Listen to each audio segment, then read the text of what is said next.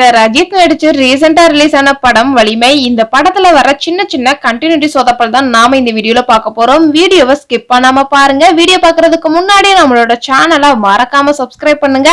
அதுக்கு பக்கத்துல இருக்கிற பெல் ஐகானை கிளிக் பண்ணுங்க. இப்ப வாங்க நம்ம வீடியோக்குள்ள போகலாம்.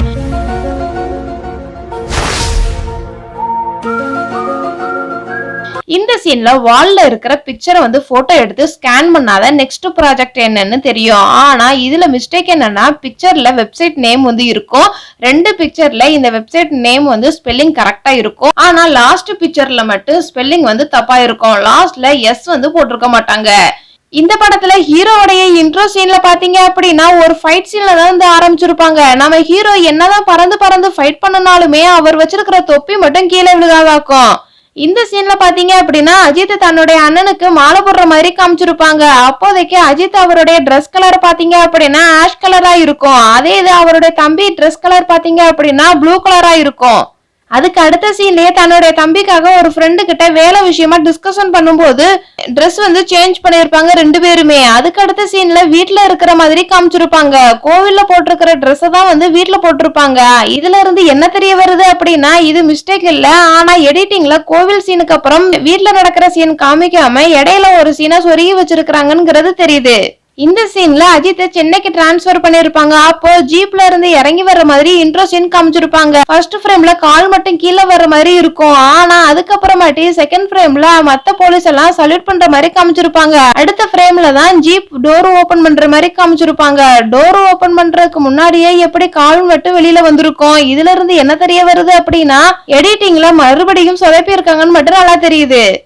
இந்த சீன்ல அஜித் இறந்து போனவருடைய பிங்கர் பிரிண்ட போன்ல வைக்கிற மாதிரி சீன் காமிச்சிருப்பாங்க. ஆனா இறந்து போனவருடைய பிங்கர் பிரிண்ட் வச்சு மொபைல அன்லாக் பண்ணலாம் அப்படின்னு டவுட்டா தான் இருக்கு.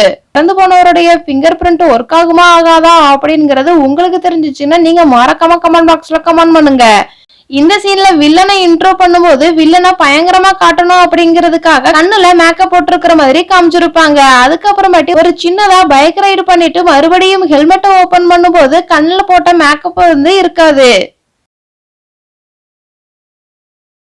இந்த சீன்ல வில்லன் பைக்ல ஆக்சிலேட்டர் கொடுக்கும்போது பிளாக் கலரா தான் காமிச்சிருப்பாங்க. ஆனா அதே இது வில்லன் சாரா கிட்ட பேசும்போது ஹேண்ட்பேக் ஆரஞ்சு கலர்ல இருக்கிற மாதிரி காமிச்சிருப்பாங்க. இந்த படத்துல செல்ஃபி காம்படிஷன் நடக்கிற மாதிரி ஒரு சீன் காமிச்சிருப்பாங்க. அப்போதைக்கு ரெண்டு போலீஸுமே ஹெட்போன் இல்லாம தான் செல்ஃபி எடுத்து ஷேர் பண்ணிருப்பாங்க வில்லனுக்கு.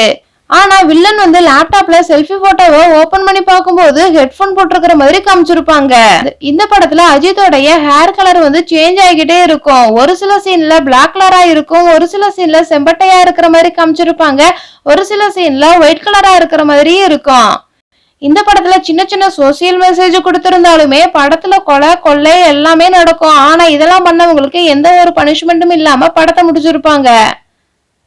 இந்த படத்துல ஒரு சில ஷாட்டை 2-3 தடவையும் அங்கங்க சொருகி வச்சிருப்பாங்க.